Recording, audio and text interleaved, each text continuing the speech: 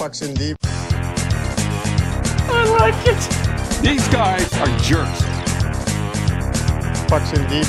Bless you, boys! Young men expressing themselves. Unbelievable! Pucks in deep. Put it in deep. Austin Matthews feeds it ahead and away goes Tavares. Got Riley with them. Morgan Riley, game winner!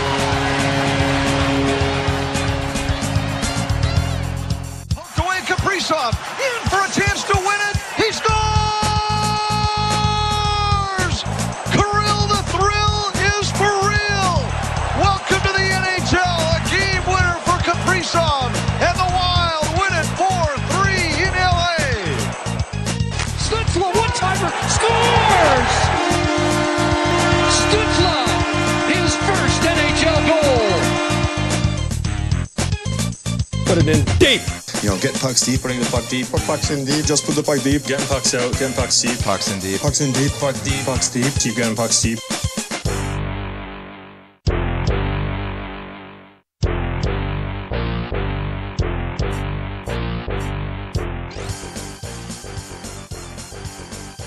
All right, everybody, welcome back.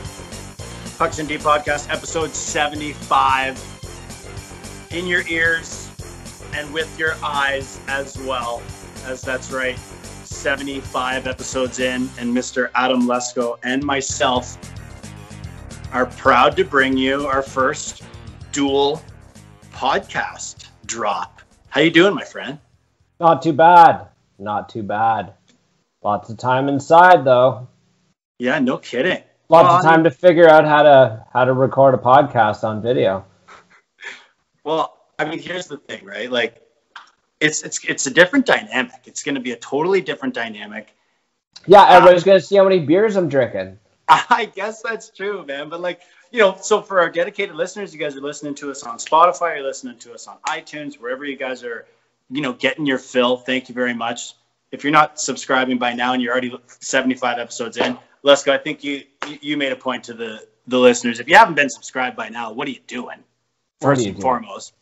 But big news, we do have a new podcast channel, or YouTube channel, I should say, for the podcast. You can check it out on YouTube. It's called Pucks in Deep Podcast. We were lucky enough to get that name, Lesko, so we must have beat our opposition, Pucks in Deep Junior.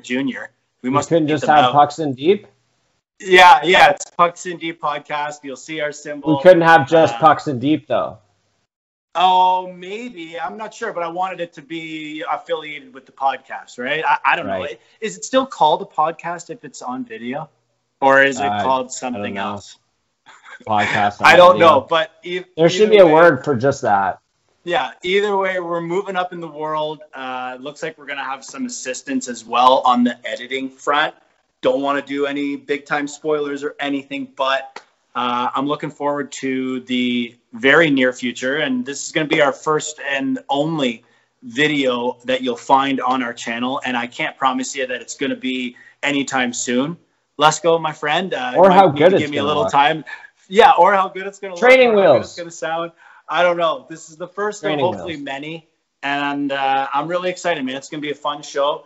I was panicking a little earlier. I had terrible battery management on my phone, and I was struggling in the battery department, so had to charge it up. And I don't know how far we're going to be able to go, but let's just get right at her. Let's go. I mean, follow us on Twitter at Coleman42, obviously at the station, which is at PuckPod, and Mr. Lesko on the right or left side of your screen. I'm not sure what side he's going to be on, but whatever side he's on, there he is right there. Find him at Lesko Adam. Where are we going, my friend? Well, busy week in the NHL. I mean, 5 games for the Maple Leafs, couple injuries, couple crazy stories going on. You know, we've got COVID wreaking havoc on NHL franchises and fantasy owners alike. That seems to be the story of the day today, at least anyway, given that 4 of, you know, you could say arguably the Capitals' top players and most important players are now in COVID protocol, including one of them, their goaltender, Ilya Samsonov, who tested positive. So now you got Ovi, Kuznetsov, and Orlov, who can't play for at least 4 games, apparently. How crazy is that? Well, I don't know, dude. I mean, my first question, not to like immediately start attacking the hard-hitting questions here, but my first question is, how does this even get found out? What do you think about that? Like, how does this even get found out that they were hanging out in the hotel room playing euchre? You know what I'm saying? So apparently it was contact tracing because Samsonov had tested positive, and then when they did the contact tracing, they found out they were chumming around in the hotel room, which, you know, frig, is it a stupid rule? I'm not sure, but, you know, at first I thought that is dumb, or is it that's just blanket rules? They can't hang out in their hotel rooms at all, period. Or was it because Samsonov was in isolation? Oh, those are interesting questions. Because that's different. Like at first, my impression, the way Ovi made it sound, because if you haven't heard it already, you got to check out the statement that Ovi put out. I do have it word for word, and I will read it for you here. I wanted to read that verbatim. Sure, you can read it. It's just, I'll tee it up for you, but it's the biggest sorry, not sorry I've ever heard in my life. Okay, well, you want me to read it? I don't mean to steal your thunder. I'm just interjecting because I was really looking forward, because I read the statement to some buddies of mine as we were gaming the other night. I was like, boys, you just have to soak this in. Like, you have to read the statement from the Capitals, which is of course long and more elaborate. And then just kind of like a afterthought footnote almost, at the bottom of the release was Ovechkin's statement, and I will read it for you now. I regret my choice to spend time together with my teammates in our hotel room and away from the locker room areas. I will learn from this experience. Like, flat out, I'm sorry I hung out with my teammates. Yeah, I'm saying sorry because I'm being coerced. Which is totally fine. I'm okay with that. I have no problem with the fact that he's unhappy with the fine and what, you know, is unfortunately falling down on top of the Washington Capitals right now. But at the end of the day, bro, rules are rules. That's it. Yeah. Simply put, rules are rules, and whether they're stupid or not is not up to you to decide. Well, I mean, I guess you can decide that it's stupid, but you can't just willingly go out and break the rules because you think it's fair game. I don't know. I don't know what to tell you. Ovi clearly had no problem letting us know how he feels. You know, basically saying I'm getting in shit for hanging out with my teammates, and I just thought it was really interesting, and I assume it has to do with the non-compliance. But so the Washington Capitals actually got fined $100,000 for this, and put out that statement and said they were going to be more careful and so on and so forth. But there was an interesting post that came from Ovechkin's wife on her Instagram, where she was kind of alluding to, like, why are the Russian players being removed and the other players aren't? Because, and she's all saying, oh yeah, nobody at the rink is getting it, nobody in the room's getting it. So I guess, come to think of it, I guess in terms of whether or not this rule is stupid, it's like, okay, well, Samsonov was around all these guys in the room. They were probably hugging him 2 days earlier after a W or something. Yeah. And yet it was the guys in the hotel room that have to miss games because it was outside of the area that they were allowed to not be socially distanced. So it's like these other players could have been exposed too. So I assume they're all getting tested because they're getting tested frequently anyway. I just find it interesting that these particular players, due to the contact tracing, are being removed, but none of the other players are being removed as precaution or anything. So I don't know. Take a look at it if you have a chance. It's been reposted around the internet a few times. She also alluded to Ovi and Orlov apparently having antibodies, which who knows what Russian doctor told him that. I have no idea if that's true or not. Okay. We probably have no way of knowing if that's true or not. I just thought it was interesting that she put that out there. Okay. Wait, so what did his wife actually tweet? Like, she just kind of brought up the fact that, oh, hey. She wrote a huge paragraph, and, like, I'd be lying if I said I read it all in detail, but the gist of it was, like, she was saying, like, well, why are the Russian guys getting all sat out, and none of the other players are, because they were around each other. Because those are the guys that were in the hotel room together. Yeah. Right? So, and that brings, so I wanted to mention to you as well that like what I understood, and this, I heard this from Elliot Friedman. I think he was on the radio or something. He was on something and I was listening to it. And he was saying that it's definitely not a situation where the decision will be made depending on who the players are. Like, are they super important players? Are they third line players? Can we play the game without these guys? You know, they are not making the decision based on that at all. They're making the decision based on the advice from the medical professionals, which will entail an investigation to determine whether or not you should shut the facility down and block everyone off.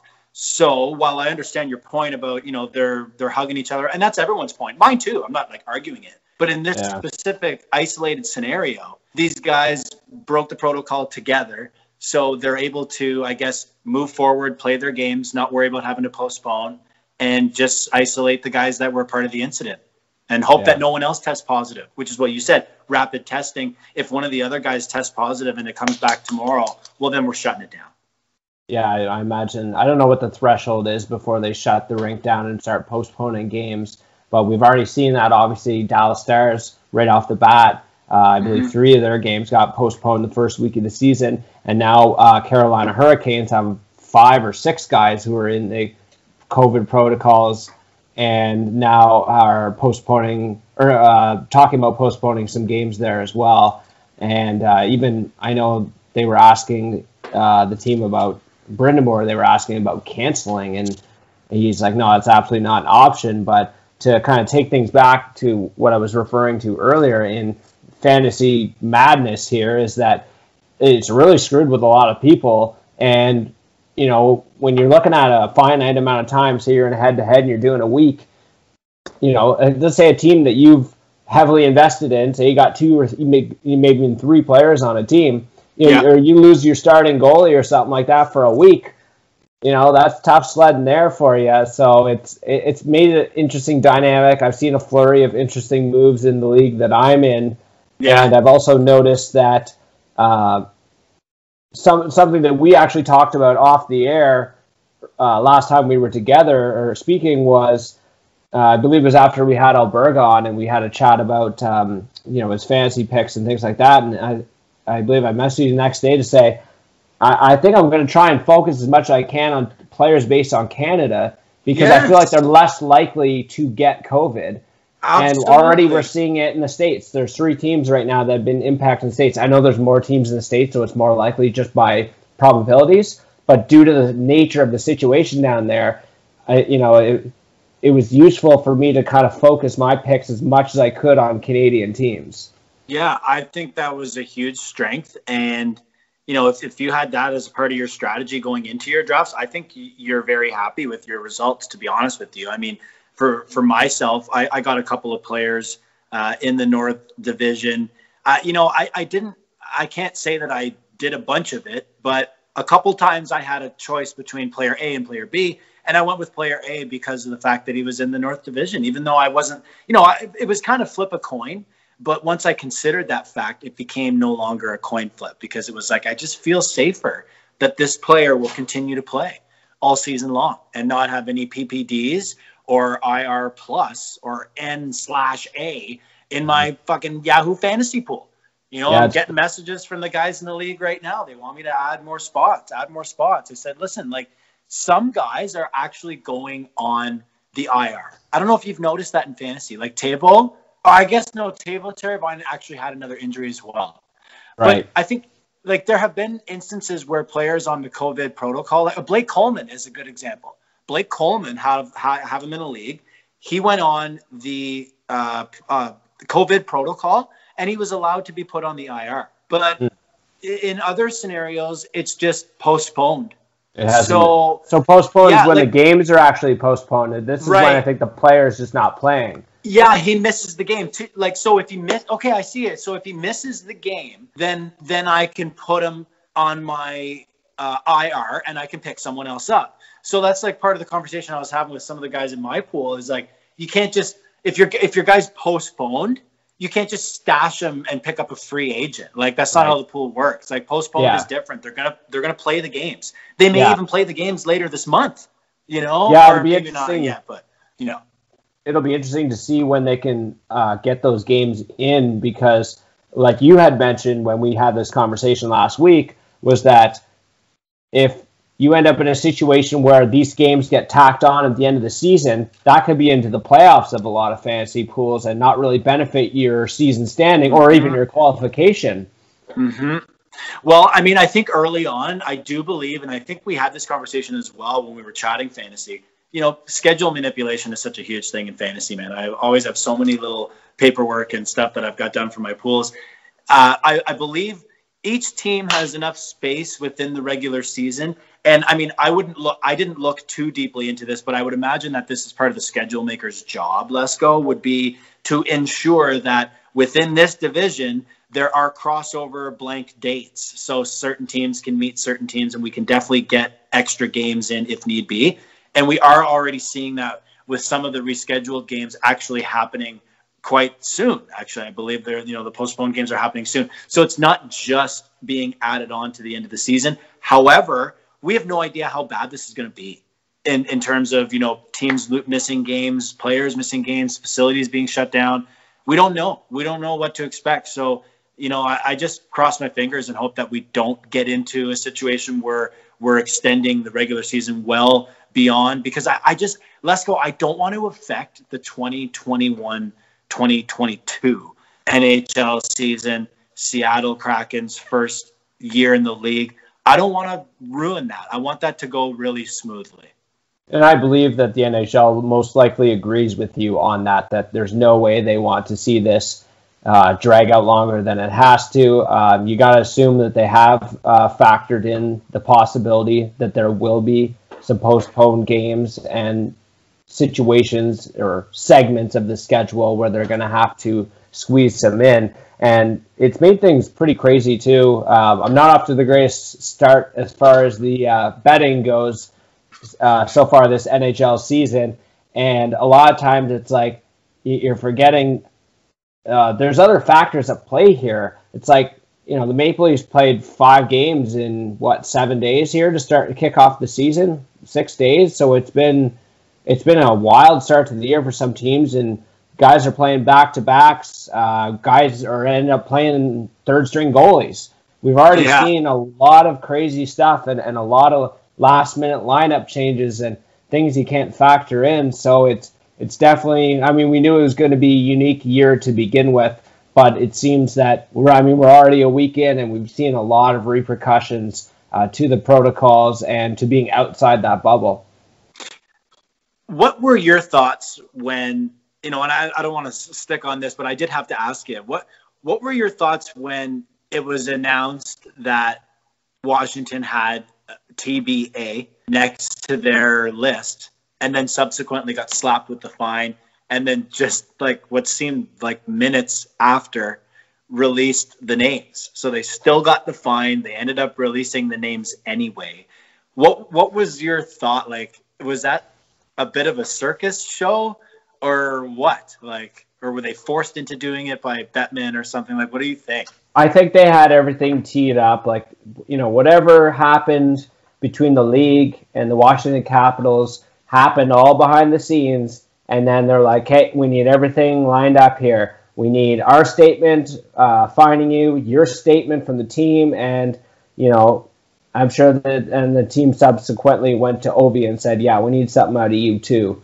Just because wears the C, and he's got to say something. And knowing that their names would be exposed because they're all going off, and it's like people are going to ask questions. It's like, let's pre-answer all the questions. Let's get ahead of this. Let's let all the news hit at once instead of dragging this out over a course of a day. And people are criticizing the NHL because they're like, well, they're getting away with this. And then they're like, oh, actually, we're fining them, and so on and so forth. So from a PR standpoint, the way that happened all at once instead of trickling out, I think it favored all parties involved.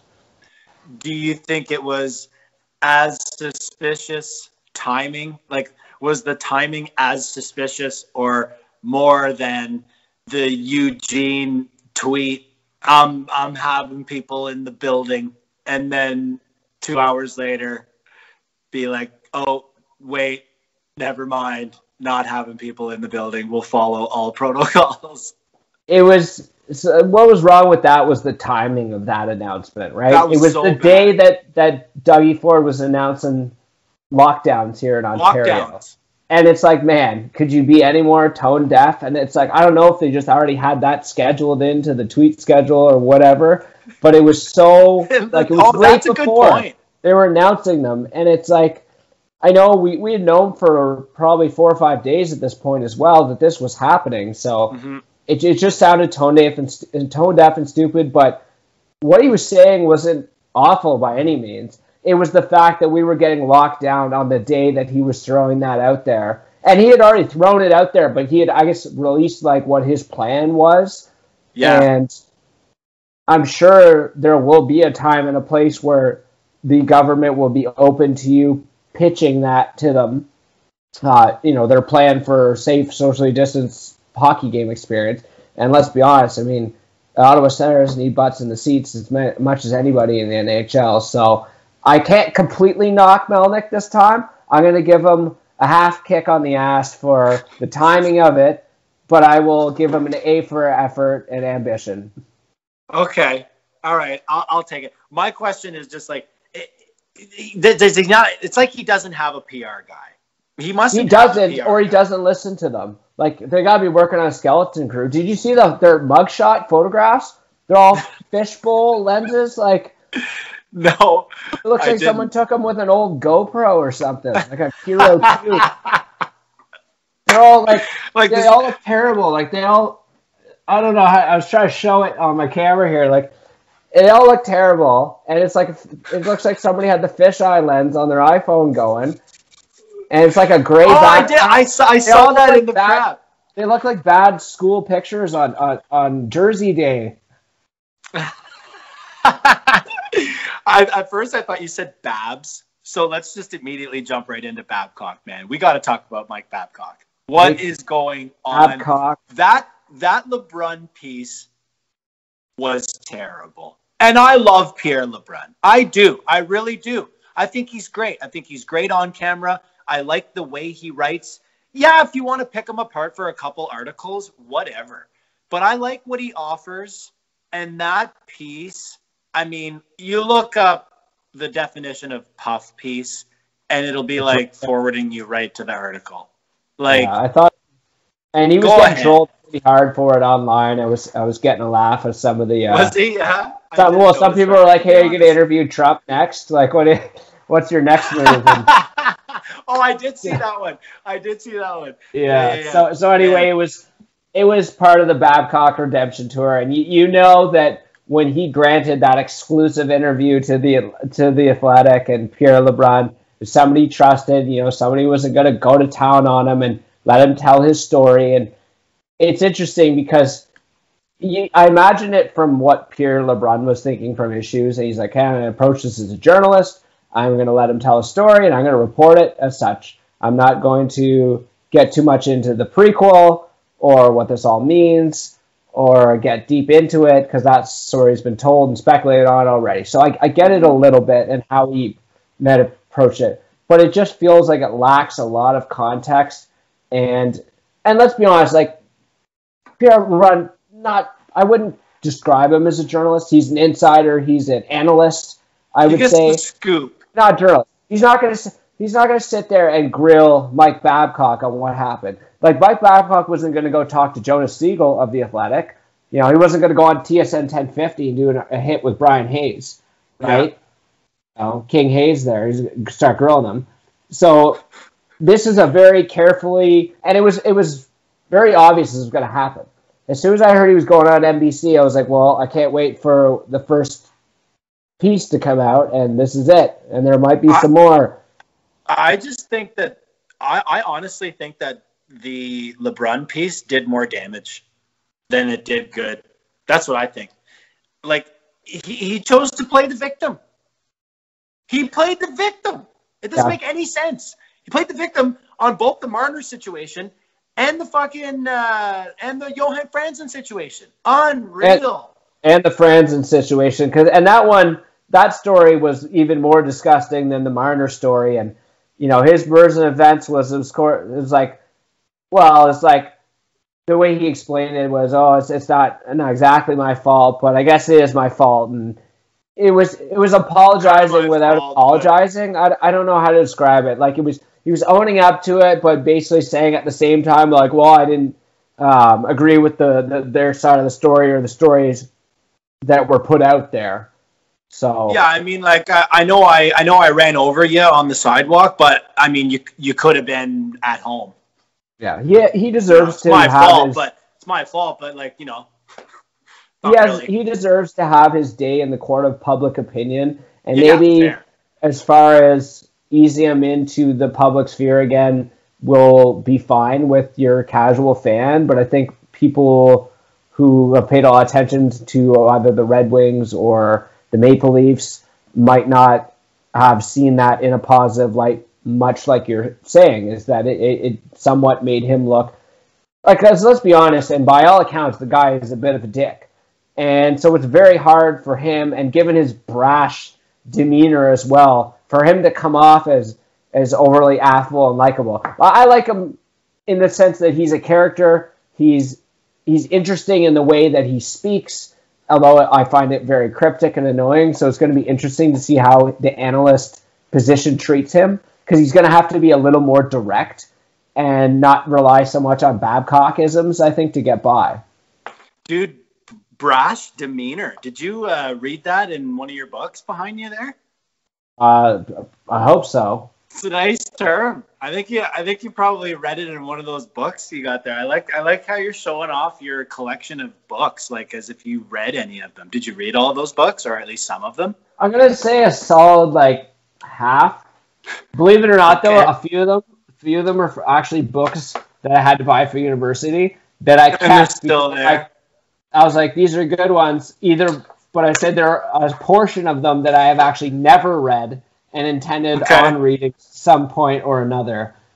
Well, what do you think of my backdrop? I'm gonna give you a chance to soak it all in, because I'm gonna go and put this light on. But my mic, our nice new headset here is gonna reach the light switch. So I'll give you a nice look here at my setup. This is gonna be terrible for our audio listeners, but then hey, just jump over to YouTube, right? What am I saying? Yeah, have a look at all your fine things, your little McDonald's trophies. I got that somewhere.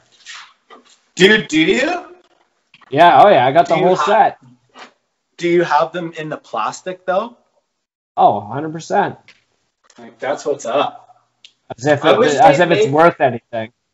I wish they'd make something like this again, man. Like, I love collecting that shit, you know? And they clearly used to I also have like collecting cool bottles of Pink Whitney. Used to have those cool reflective hockey cards back in the day. I love those things. And when you turn them, it would make it look like the guy was skating. And it was like this way, that way, this way, that way. Yeah, or they're shooting the puck or something. It was like right in that era of Hall of Fame players: Eric Lindros, Yager, Lemieux, Gretzky, Gilmore, Bure. Yeah, there was a bunch of cool ones. Yeah, I remember those.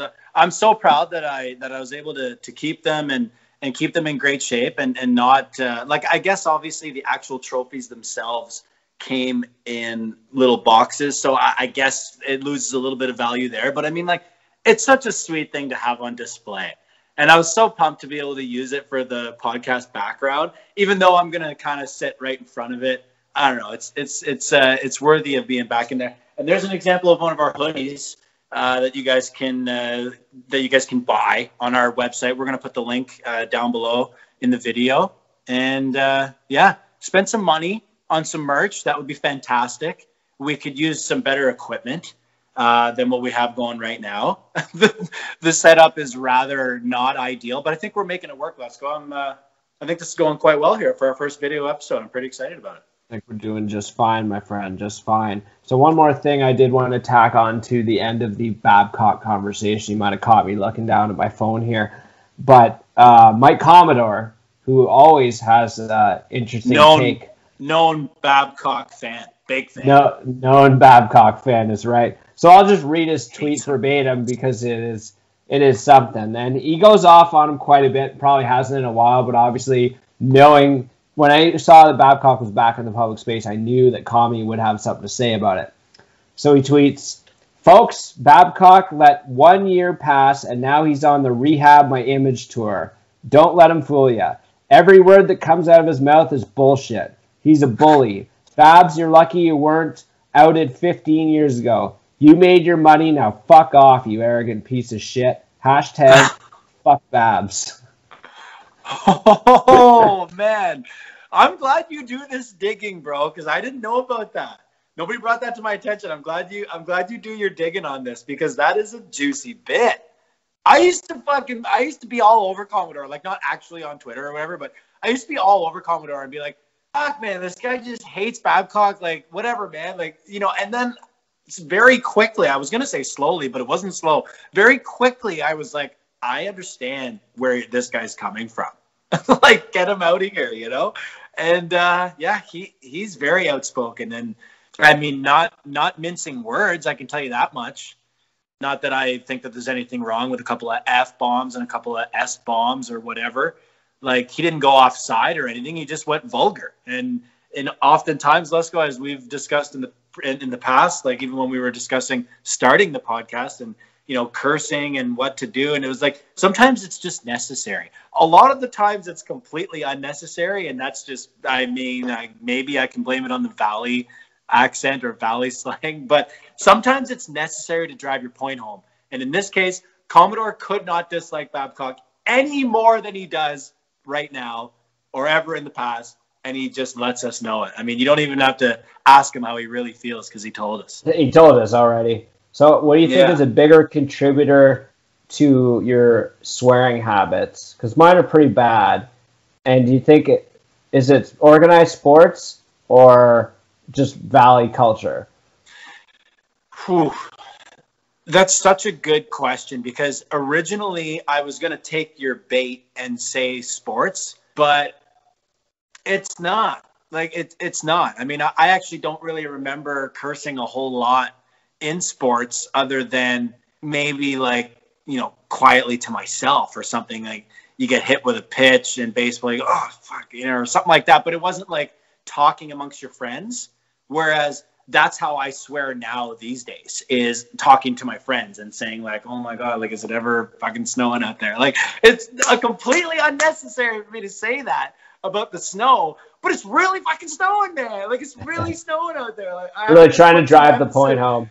Yeah, I'm trying to drive the point home. So honestly, as much as I feel like it could be described as an excuse or an out or something like that, an oot, I actually do think that it is the culture of being around here. And honestly, Lesko, as you know, like, I'm an insurance broker and I discuss things with clients. Some clients are very, you know, by the book, and they're very respectable, and, you know, they're very prim and proper. And I enjoy having those conversations. Yes, sir. No, sir. Yes, ma'am.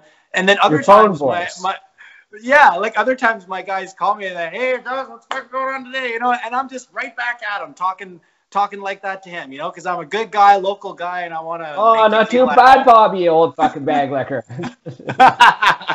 Yeah, exactly, right? So it's funny. You can kind of turn it on and turn it off. And as you know, I also do broadcasting for the Lumber Kings. Like, I have never even once come close to almost swearing. It's just something that does not cross my mind whatsoever, because I'm in a professional atmosphere, and I got the headset on. And I imagine I could easily do it for this podcast, although I'm pretty sure I dropped one F-bomb in the Luke Fox episode where we said we were going to keep it clean, but it wasn't during his interview. It was earlier on in the show. So that just goes to show you, even when I think I can not do it, sometimes I can't help myself. I definitely try my best. I guess one of the challenges when we started the show and trying to find my voice and how I was going to conduct myself, it's like, yeah, I got to be myself. So that involves probably dropping the odd F-bomb. But it's like, also want to be eloquent and carry a point and a story well. So it's trying to strike that balance of being articulate, but also expressing yourself and being yourself to a certain degree. So I think anybody who's familiar with our content knows that we're not shy to say things the way that we'd like to say them. And that's just the fucking way it is. So that's just the fucking way it is. Moving on. Moving on here. Actually, just quickly before we do move on to the next one, while we're on the topic of, you know, free speech and being able to say what we feel and not really mince any words, how about Voracek in that post-game interview with that? I don't have much on it. But I was wondering if you happened to see the guy asked him a question, and he started answering the question, and then he was just like, I wasn't going to answer your question because you're such a weasel. Like, you're just such a little weasel, he says. I don't want to answer your question, but then he answered it anyway, and then it was just, you got to look it up for the listeners and viewers that haven't seen it. You got to look it up. Voracek lips off to the reporter. It was on the, it made its rounds. It's pretty funny. I thought it was pretty funny. I thought it was great, and I enjoy that kind of stuff, whether it's warranted or not. But he didn't hold back at all. And I'm just pulling up the quote right now so I can share it with our listeners. I should have put it in the intro. I was thinking about it, but it was too long, and it was kind of anticlimactic, and we haven't had an episode since we actually came back and played. Yeah. So I really wanted to get the highlights in there. But it is a great listen. If you guys heard Austin Matthews when he decided to put Steve Simmons in his place there during return to play, it was pretty nice to him comparative to what Voracek had to say to this guy, where he says, "Doesn't matter what I say, Mike. You're going to write fucking shit every time. So it doesn't matter what you say." Yeah, it feels different. I mean, we got 4 points out of those first 2 games, and I wasn't even going to answer your question because you're such a weasel. It's not even funny. Next question. Like, I should have used it. I'm an idiot. I'll use it next week. I'll use it next week. Cause it's so good though, because he answers the question and then mid-answer he's like, "You fucking weasel." He sandwiched an answer between 2 insults. He did insult, answer, insult. It was fantastic. It's so true. It doesn't matter what I say. You're just gonna write fucking shit anyways. Like, way to carve that guy down, man. Like, carved him right down. And then just make sure he knows that he's a little weasel at the end there. Next question. Yeah, so I'm not sure if he'll be high in the queue as far as the Zoom questions go next time they're doing a presser. In the queue. Speaking of the queue, what do we got next, my friend? Where are we going next? I did want to... Lots of shit to take on. Yeah, of course. We haven't really... before we get into the Maple Leafs, I figure that's what we'll be going next here. I did want to just briefly mention Artemi Panarin, because we did talk about it previously when he had spoken to a Russian outlet where he did, in fact, express dissent towards dear leader Putin in Russia. And just today, he did post and express his support for the opposition leader in Russia, who Alexei Navalny. If you're not following this character, he was arrested on Sunday after returning to Russia. He was in Germany for 5 months, recovering from a poisoning by, guess who? The Russian government. And so this is another example of Panarin kind of sticking his neck out there and doing what, we frankly haven't seen. We don't see a lot of this political activism among NHLers, period. But we do see a lot of Russian players stroking off Putin, OV being one of them. So for Panarin to go out there and do this again, I respect it. And if you have an opportunity and you don't know who Alexei Navalny is, I implore you to read up on this guy, especially the most recent story about how he proved that the Russian government stalked him and subsequently poisoned him. So worth a read if you want to know what it's like on the other side of the world. Wow. Lots to unpack. First question. Is this coming up shortly here? Like, are we going to hear about some shit? Like, this guy's recovering. He was in prison. Like, is this something that's going to explode on global news in the next short little while? Well, it's been in global news for quite some time. Obviously, when it happened, and they got him out of the country, got him over in Germany, and were able to survive this poisoning attempt. And so the reason why it's back in the global news was because he returned to Russia and was arrested immediately. Wow. Or I'm not sure. Not dying. I'm not sure what the law was. Rabble rousing or something of the sort. Okay. Wow. So do you think that creates any sort of tension between Ovechkin and some of his Russian, teammates around the NHL? I don't know, and it seems that it's not a very common topic of discussion around there. I mean, even in Russian culture, it's always in the way that censorship and the former Soviet Union has impacted what is there today. It's not a popular mantle to oppose the government, especially an authoritarian regime, let alone the previous communist regimes. It's just become bred out of their nature, so to speak. So I think it's unique in the NHL for a player to be this active politically, even if it is just a little shout out here and there. And it's even less common for a Russian person to speak out like that in opposition to the government, right? As opposed to go and set up Putin for 8 goals in the CKSA, whatever super game they play where they all make him feel good about himself once a year. Biggest 5-hole in the league. They should have just had me go over. He would have buried at least 4 He's MVP every time. Well, if you stop too many shots, they send you to fucking Siberia. Siberia, that's exactly where you're headed. You had a save percentage over 790, you're out of here.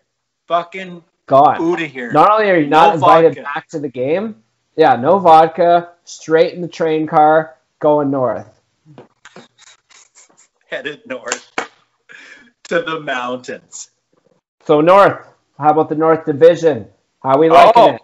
Taking in lots of games? It's exciting, man. And I'll say this right now.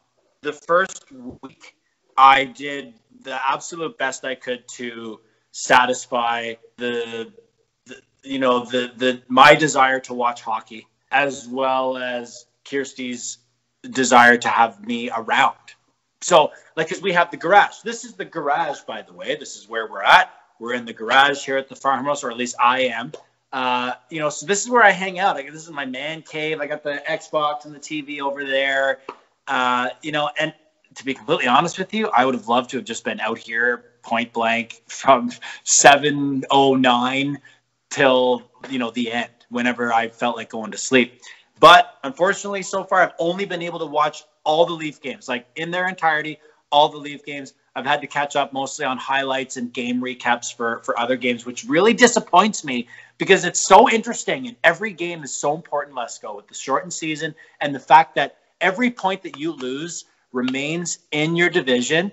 And I mean, the scoreboard watching starts now, bro. It doesn't start later. I know it'll ramp up later and everything, but it really matters now. Like really, really, really matters. So I have a lot of little, bits and pieces. It's been a really exciting week, man. Really exciting week. Yeah, there's no Tuesday night game against the last place team and out of your division or a late, West Coast road trip, 10:30 game in Anaheim. So it's very meaningful games and. It's been a bit of a mixed bag for the Maple Leaf season so far. I'm going to say that there are quite a few things that I've enjoyed about their play. But I think there is some degree of concern, especially after last night versus the Oilers, that we might not have seen the level of offensive output we expect from this team. Yeah, I think what I thought as well, and I agreed with some of the reports that I was reading the next day, was that the Leafs just struggled to create things themselves, things that we've become accustomed to them doing over the last couple seasons. Now, that being said, creativity doesn't come without a little bit of risk, Lesko. Just a little bit, And when we were allowing more risky plays to occur, they were ending up in the back of our net. So now that we're a little bit less creative out there than we're accustomed to seeing, or maybe that we would like to see, we do have to, at the same time, understand the fact that we have been giving up less. As far as last night's game is concerned, in my opinion, 2 shit bounces for the Leafs. One, we shoot in our own fucking net. And the other one gets deflected off someone's ass right over to Draisaitl and he scores. Yeah. Like, what do you want? It was a good game as far as Freddie is concerned. I know everyone wanted to jump and fucking pile on the Leafs and trash on them for not being able to beat the terrible Oilers or whatever you wanted to say. At the end of the day, I was okay with the loss, to be completely honest with you, Lesko. I had them pegged for a loss last night just because it felt that way. And what I was afraid of, dude, was the complete stinker. Like, no show, McDavid 5 points, Draisaitl 3 points. Yeah. It's like completely steamrolled. And that's not what happened. It was just a bit of a bouncy game, back and forth.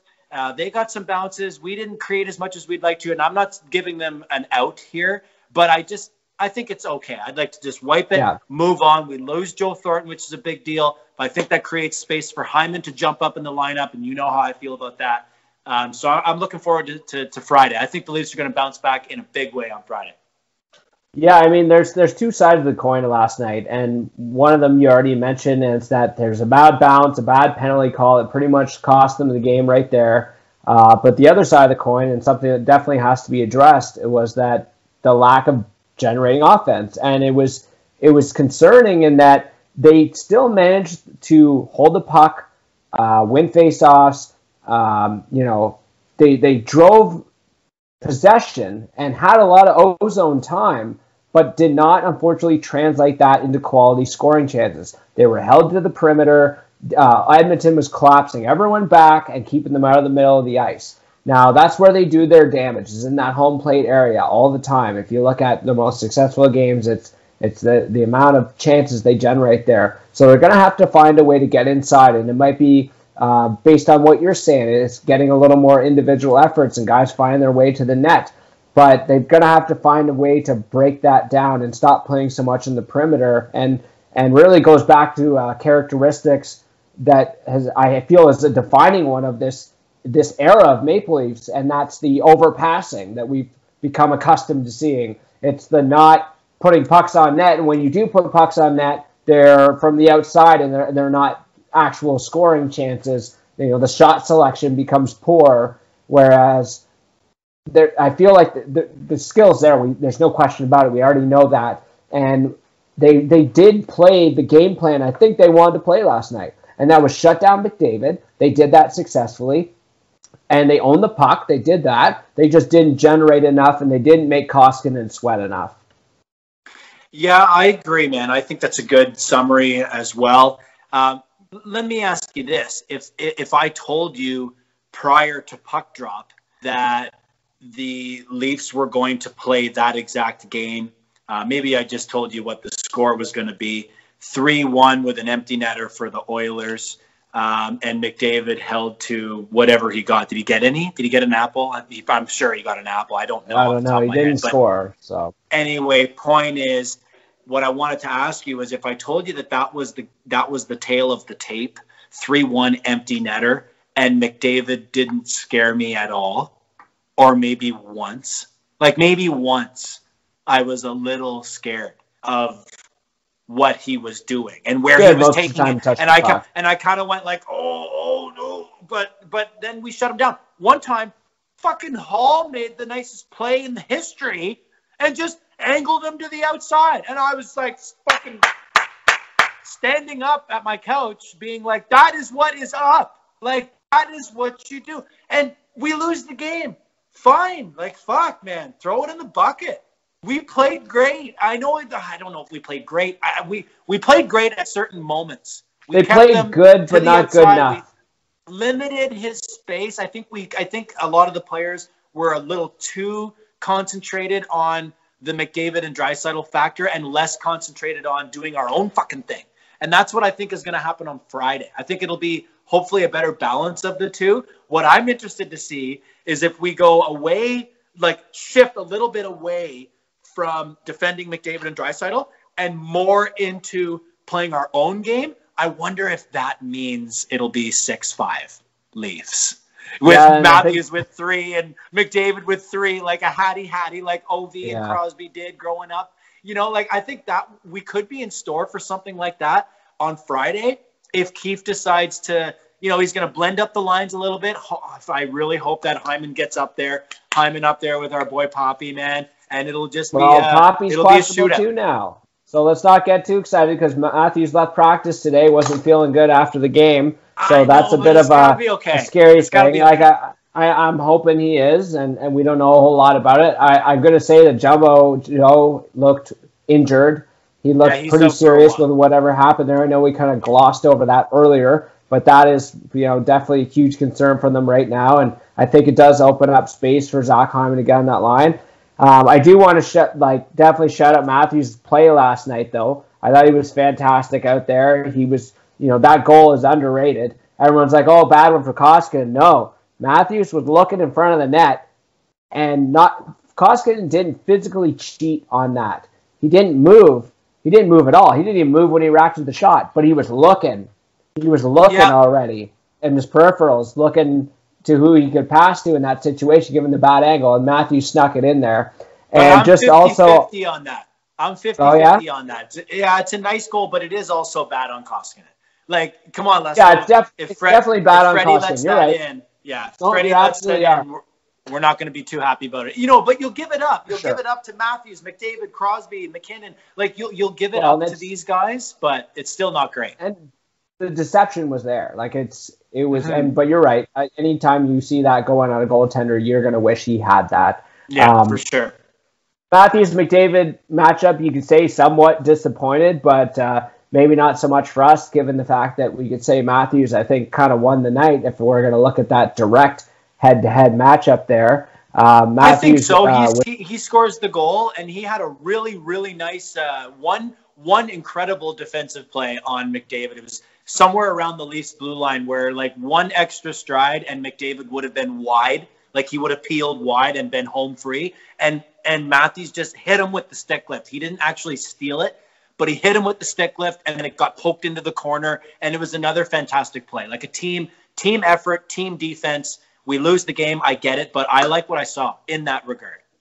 Yeah, Matthews is most definitely really showing the 200-foot game that we've been, excited for him to grow into that role. And, as far as going up to McDavid, against McDavid, he beat McDavid. He was 10 for 14 in the draw against McDavid that night and won 14 of 21 overall. Had 6 hits in that game too, and also that one goal. So definitely something for him to be excited about, or I guess not excited about. They didn't win the game, but pleased with that came from that game. But something else I did want to kind of to segue into in terms of that topic, and a trend I've noticed with Matthews going back to last year, but also more with the team this year, and this could have something to do with the way the roster constructed, but guys are finishing their checks. Most notably, I'd say Matthews and John Tavares are. I mean, Matthews had 6 hits last night, so I was kind of interested because I've seen that, especially with Matthews, a bit of an edge to his game lately, and most notably in these last 5.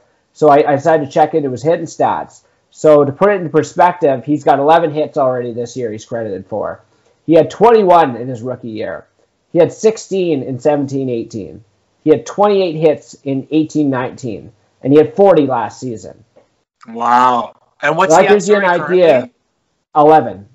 Wow, 11 already. So he's already around the 50% mark. If you would average them out, he'd probably average out to, I don't even remember the numbers you said, but he'd probably average out to the mid-late 20s, 25 hits a year over the course of his career. So he's already almost at 50% of that in just a few short games. And that's without even being an 82-game season, right?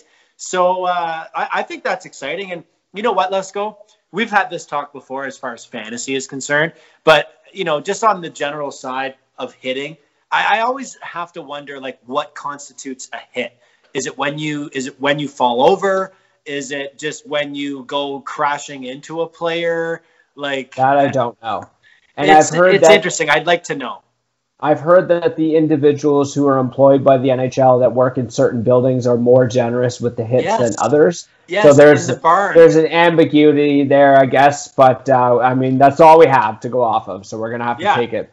I did want to get into. It's the old Anton Volchenkov rule, because the Sens were nabbed for giving him so many blocks back in the day.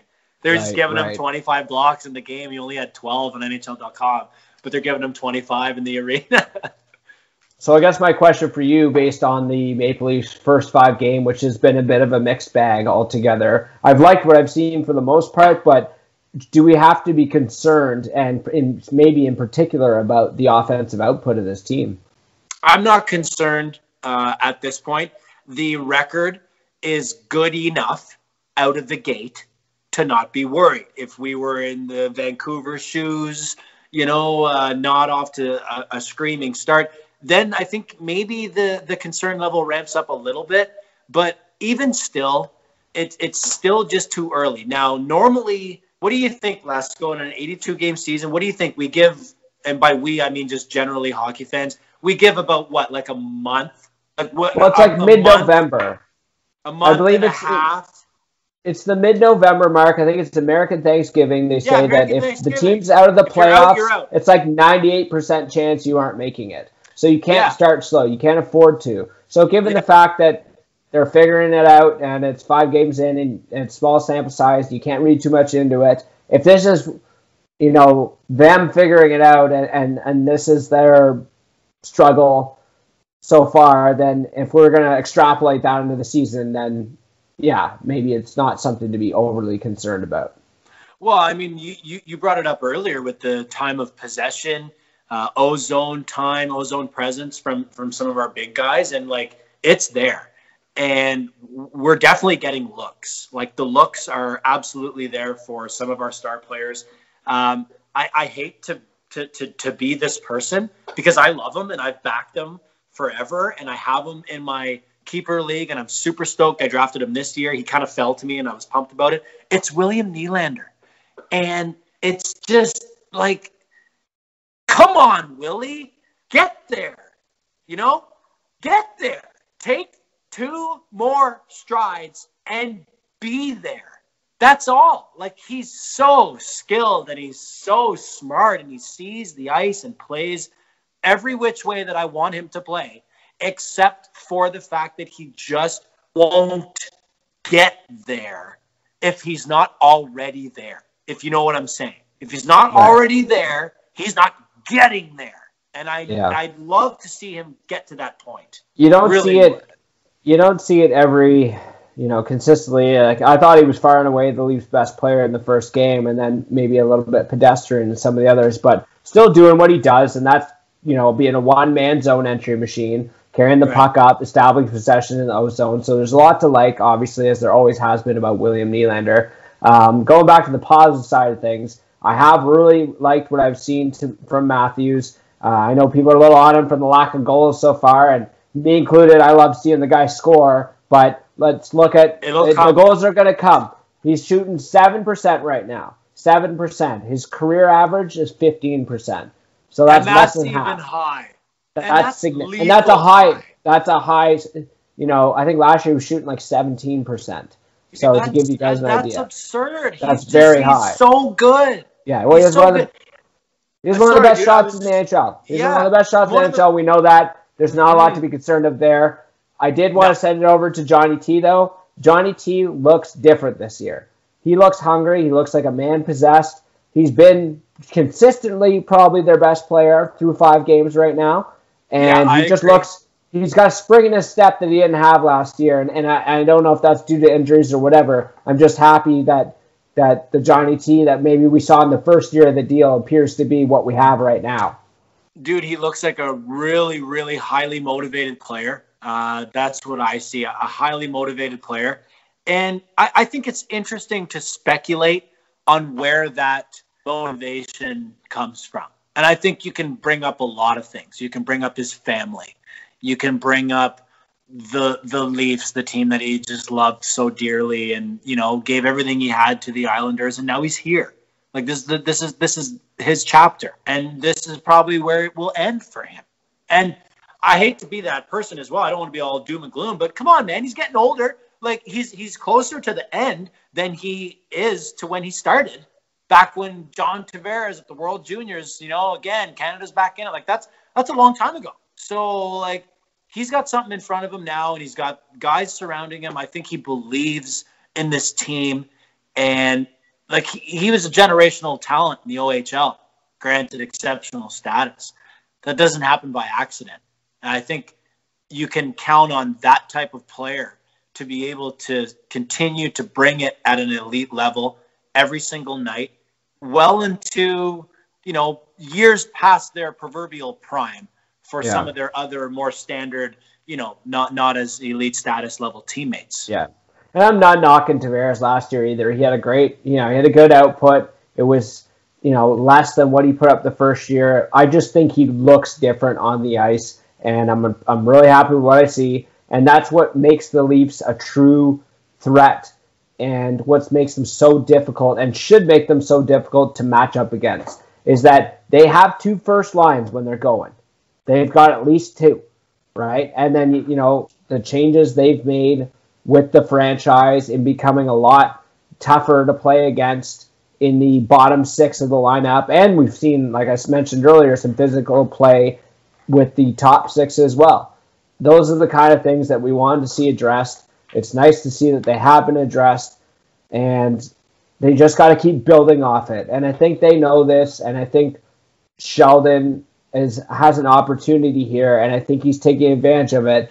Like we forget often is that Sheldon's not coached this team for very many games, and this is his clean slate, his fresh camp to fully put together and mold this team based on the vision that he has for it, instead of jumping on the moving train that was just so happened to be moving downhill when he jumped on.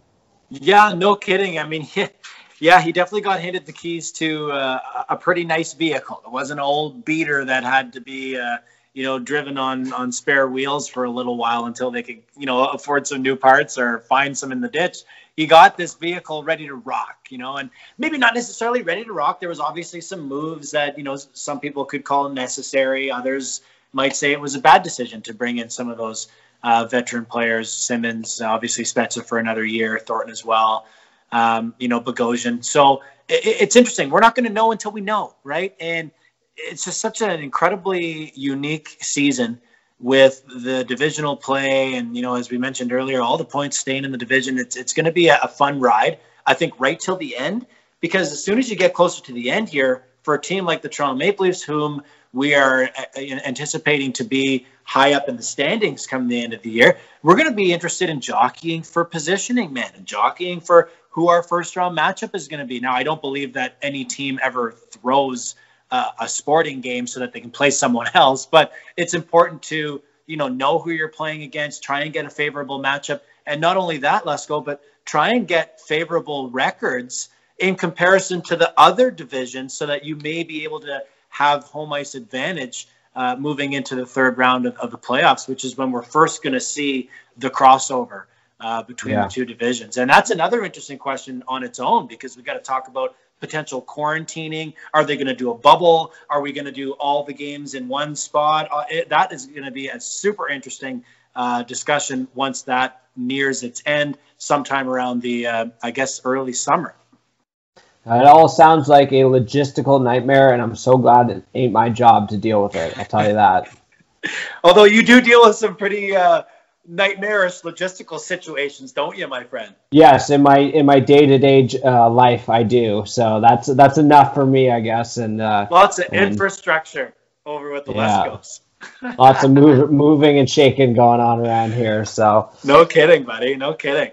Well, what do you say, my friend? Anything else you want to toss in here, or are we gonna wrap it up for our first? I guess one more. Video?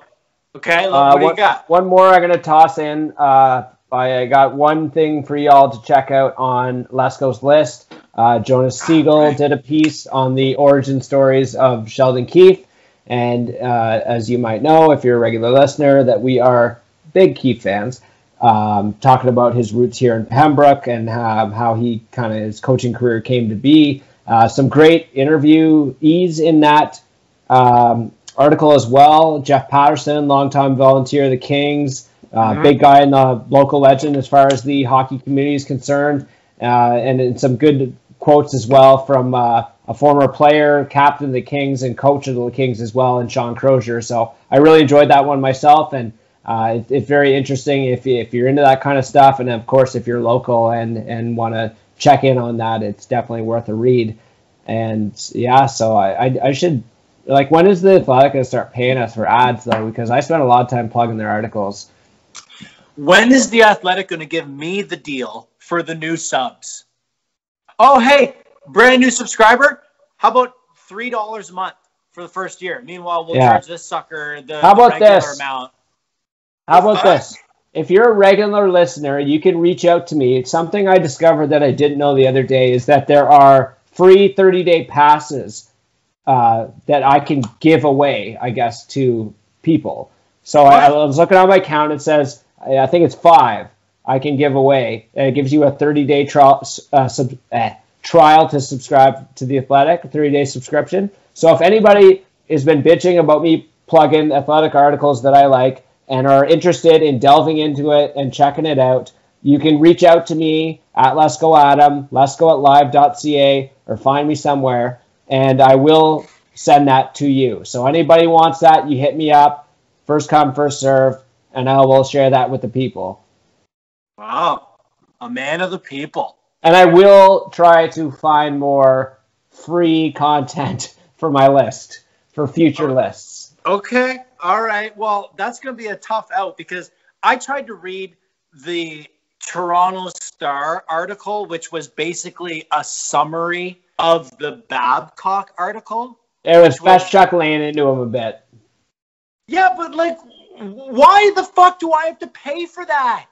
Why do I have to pay for the Toronto Star's article? Journalists got to get paid too.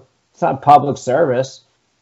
Yeah, but I mean, should they not get paid by sheer traffic? Like, if I'm going into that article, should I not be like? It's all logistics, man. Right?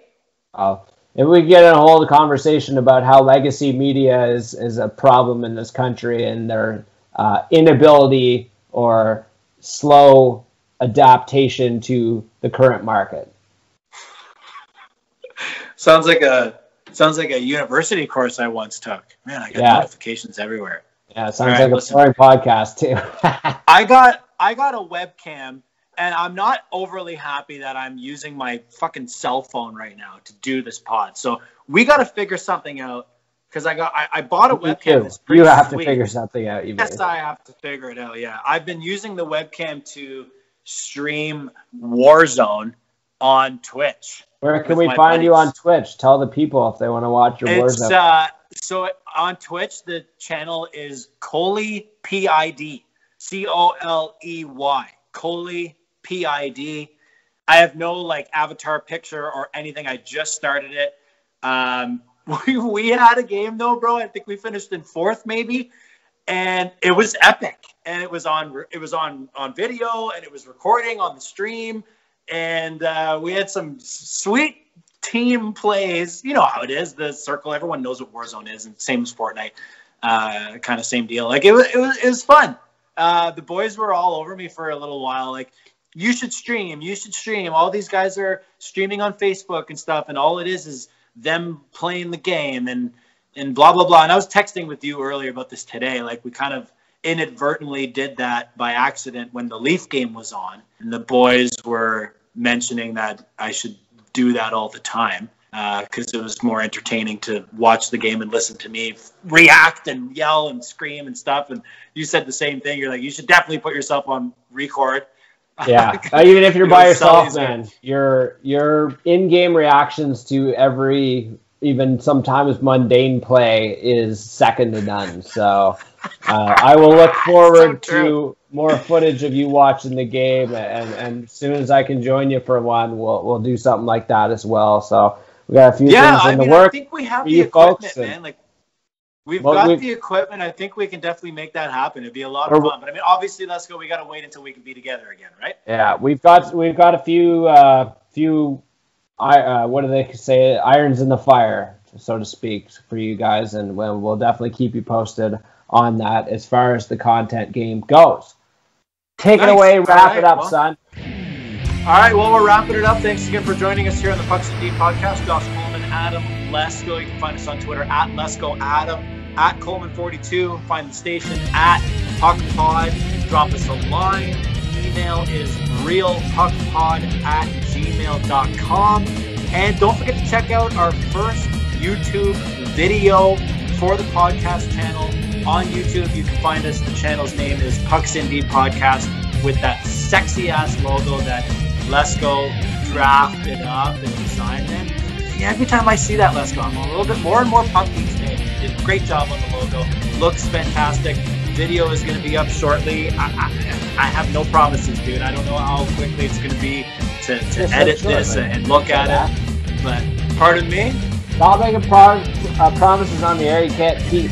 Well, I'm going to get it up as soon as I can. Obviously, the audio is dropping immediately, but we're going to do some editing to the video and get it out there. I'm looking forward to it. So thanks for joining us once again here on the Pucks and Deep podcast. Episode 75 is a wrap. We'll see you guys again when we see you.